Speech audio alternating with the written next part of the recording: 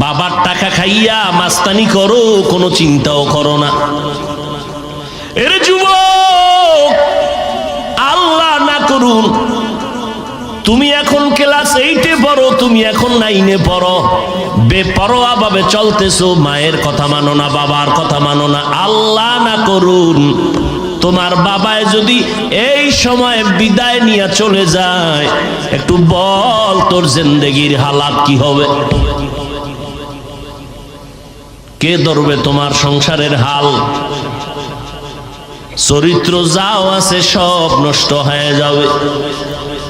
মক্কার চরিত্রহীন মানুষ এত খারাপ, জমিনের মধ্যে মক্কার মতো খারাপ মানুষ জমিনে আর কোথাও ছিল না। রহমতের নবী আমার এই মানুষগুলোকে ভালো বানানোর জন্য আমার আল্লাহ মহা